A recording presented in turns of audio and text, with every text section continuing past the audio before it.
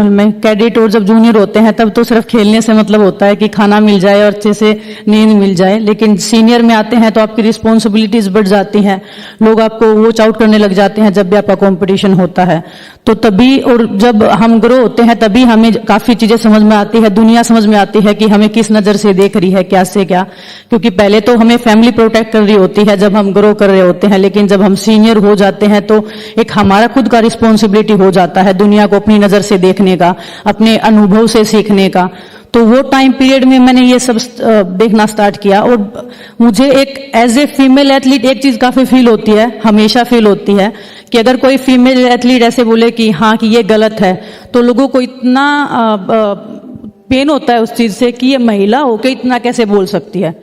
क्या हमारे अंदर आवाज नहीं है? क्या हमें पीड़ा नहीं होती है या पेन नहीं है हमारे अंदर किसी भी चीज को लेकर?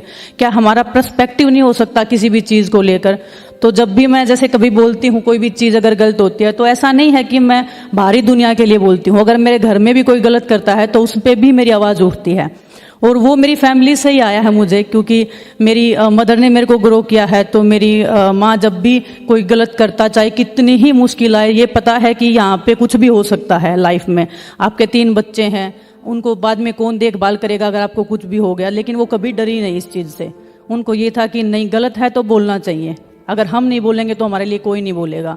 आप भगवान से कितना ही प्रे कर लो, भगवान भी नहीं आएंगे जब तक आप खुद नहीं बोलोगे। तो वहां से मेरे को एक विल पावर मिलता है कि हाँ, मेरी माँ ने अगर इतनी हिम्मत करके जहाँ पे कुछ नहीं था, अगर वहां पे आवाज उठाई है, तो मैं तो आज इस लेवल पे हूँ कि पूरा देश मेरे को सुन सकता है। और काफी साल लगे उस चीज को बाहर आने में या बोलने में। मैं आज भी अगर मैं आई हूँ तो अपना कैरियर दाव पे लगा के आई हूँ, अपनी जान हथेली पे लेके आई हूँ, क्योंकि जिस पर्सन से हमारा सामना है वो काफी पॉलिटिकल स्ट्रोंग है, पैसा उनके पास काफी है, पावर में वो बैठे हैं। तो उनके सामने बोलना, और ओलंपिक्स आने वाले हैं, क्योंकि एज ए एथलीट आपका, क्योंकि देखिए हम एज ए रेसलर, मैंने बचपन से सिर्फ रेसलिंग सीखा है, ना मैंने पढ़ाई इतना अच्छे से किया है, ना कोई और दूसरे उस सोर्स में मैंने काम किया है कि हाँ मेरे पास बी ऑप्शन है। मेरे पास एक ही ऑप्शन है, रेसलिंग और रेसलिंग। सो रेसलिंग में अगर इतना सब गलत हो रहा है तो वो एक कि इस रेसलिंग ने हमें इतना कुछ दिया है। और जूनियर जो लड़कियां हैं वो हमारी तरफ आस की साइड देखती हैं कि ये एक उम्मीद बन जाते हैं हम, क्योंकि 1-2 मेडल हमारे आए हैं तो लोगों ने रिकॉग्नाइज किया है, उसको एक्सेप्ट किया कि हाँ हमने कुछ अच्छा किया है रेसलिंग फील्ड में। सो हमारा भी एक जिम्मेदारी बन गया था कि हमें क्यों ना हमें इस पे बोलना चाहिए। क्योंकि देखिए मैं तो गेम छोड़ दूंगा, हर एक एथलीट अपना गेम छोड़ देता है एक टाइम पीरियड के बाद में, लेकिन गेम छोड़ने के बाद में आपका कोई नहीं सुनेगा उस टाइम पे, क्योंकि हर चीज का एक एक्सपायरी वो होता है। तो एथलीट का भी एक्सपायरी तभी हो जाता है जब वो गेम छोड़ देता है, तब कोई उसको नहीं पूछेगा। सो हमें ये पता था कि अगर हम अभी नहीं बोले तो फिर कभी नहीं बोलेंगे। और इतने साल लगे उस चीज को। कई बार अभी जैसे हमने बोला है तो हमें ये फील भी होता है कि हमने पहले क्यों नहीं बोला, इतना सहन करने की जरूरत क्या थी। लेकिन मैं अपने देश में मैं खुद देखते आई हूँ कि पुरुष प्रधान समाज है बहुत ज्यादा। मैं बोल रही हूँ ना कि महिलाओं की आवाज को पसंद ही नहीं किया जाता। अभी भी जैसे हमने बोला है तो काफी लोग बोल रहे हैं कि आपके पास क्या प्रूफ है। एक महिला अगर सामने खड़ी होकर बोल रही है कि हाँ मेरे साथ ऐसे हुआ है, क्या वो इनफ प्रूफ नहीं है?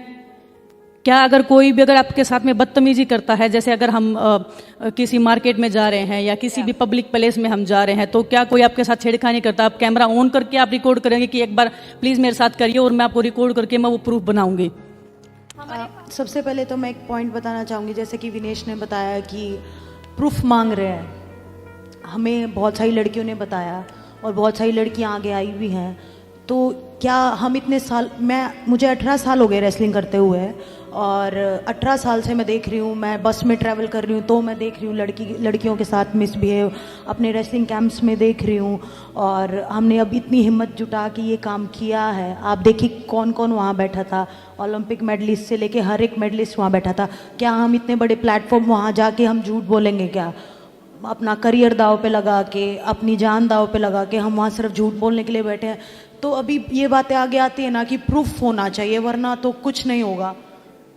तो ऐसे मन टूट जाता है कि इतने सालों की हिम्मत जुटाई है और फिर प्रूफ मांग रहे हैं और फिर भी फैसला हमारे हाथ में नहीं आया, तो फायदा क्या हुआ? मेरा सिर्फ उस प्रोटेस्ट पे बैठने का मतलब यही था कि ठीक है, मेरा करियर मैं लास्ट 2024 तक ट्राई कर लूंगी, लेकिन मैंने देखा है रेसलिंग कैंप में, लड़कियों के कैंप में लड़कियों का स्ट्रगल, मेरा खुद का स्ट्रगल 18 साल का। ठीक है, मैं तो चली जाऊंगी, मेरे को आज छुड़वा दो रेसलिंग, ठीक है, मैं सब्र करके बैठ जाऊंगी, लेकिन जो आने वाली यंग रेसलर्स हैं, मेरा सिर्फ एक था कि मैं, जो मेरे साथ हुआ है, जो औरों के साथ हुआ है, वो आगे आने वाले रेसलर्स के साथ ना हो। तो उनके लिए हम बैठे थे कि फ्यूचर ब्राइट हमारा जो रेसलिंग एक ऐसा स्पोर्ट है कि मतलब लगातार ओलंपिक्स में मेडल आ रहे हैं, फिर भी हम बहुत पीछे हैं, हमारी पहचान बहुत पीछे है और गेम के कंपैरिजन में। तो बिल्कुल हमारा बैठने का मकसद यही था कि हमारी रेसलिंग आगे जाए और हमारे साथ भी बिल्कुल हर चीज़ में फेयर हो, और बस कैसे भी हो ये लड़ाई हमको जीतनी है, क्योंकि अब वही, मुझे तो यही बात बहुत पिंच करती है कि प्रूफ लाओ वरना तुम गलत साबित हो जाओगे। तो इस चीज़ के बारे में तो मैं क्या बताऊं, प्रूफ कहाँ से लेके आएंगे हम। जैसे सीता को बोला जा रहा था, यू गिव हाँ, प्रूफ ऑफ योर प्योरिटी। मतलब कोई वही बात है कि आप प्रूफ दे दो कि आपने आज तक कुछ नहीं किया है। Exactly. तो बड़ा दुख लगता है इस चीज को लेके कि सीरियसली इतनी सालों की हिम्मत जुटा के हमारा एक ग्रुप इकट्ठा हुआ है, बजरंग, मैं, विनेश, दीपक, रवि, हम सब बैठे वहां पे कि नहीं, अच्छा करना है आगे, कुछ हम आगे अपनी रेसलिंग के साथ बुरा नहीं होने देंगे। फिर भी अगर नहीं सुना जाएगा तो ये कोई फेयर चांस नहीं, फिर फायदा क्या हुआ हम इतने बड़े मेडलिस्ट का वहां प्रोटेस्ट पे बोलने का।